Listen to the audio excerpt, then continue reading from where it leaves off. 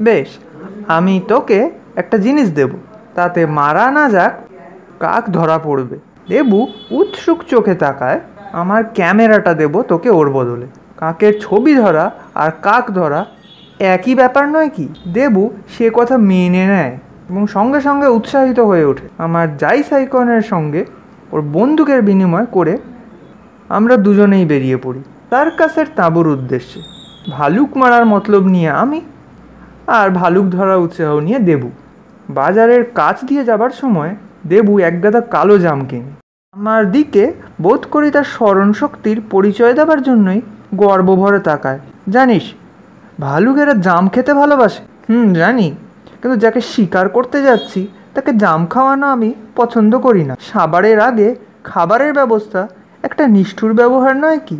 আমার মতে ওটা দস্তুর মতো অত্যাচার ভালুকের প্রতি এবং নিজের পকেটের প্রতি। দেবুকে জবাব দিই, ভালুকের সঙ্গে তো ভাব করা তো মতলব নেই আমার। সার্কাসের তাঁবুর পেছন দিকটায় জানোয়ারের মিনেজারি, হাতি, ঘোড়া, বাঘ, সিংহ, ভালুক, জেব্রা, একটা উটও দেখলাম। খোঁটায় বাঁধা হাতি সুঁড় তুলে অপরিচিত লোককেও সেলাম ঠুকছে। জেব্রা এবং উটও কম দর্শক আকর্ষণ করেনি। কতকগুলো ছোঁড়া বাঘের খাঁচার দিকে গিয়ে ভিড়েছে। ওদের আফিং খাইয়ে রাখা হয় কি না, এই হলো ওদের আলোচ্য বিষয়। দেখা গেল বাঘেরা মনোযোগ দিয়ে সেই গবেষণা শুনছে এবং মাঝে মাঝে হাই তুলে ওদের কথা সমর্থন করছে। মোটের উপর সমস্তটা জড়িয়ে বেশ উপভোগ্য ব্যাপার। কিন্তু এই সমস্ত থেকে কঠোরভাবে নিজেদের বিচ্ছিন্ন করে নিয়ে ভালুকের খাঁচার দিকে আমরা অগ্রসর হলাম। পথে ঘাটে সর্বদাই যাদের দেখা মেলে স্বভাবতই তাদের মর্যাদা কম।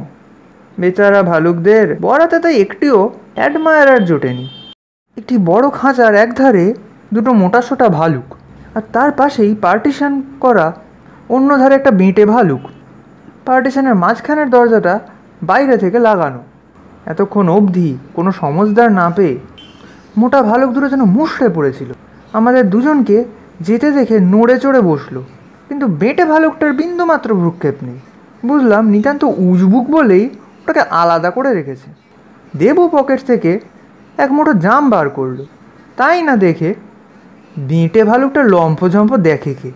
কিন্তু আমরা প্রথমে দিলাম মোটা ভালুকদের।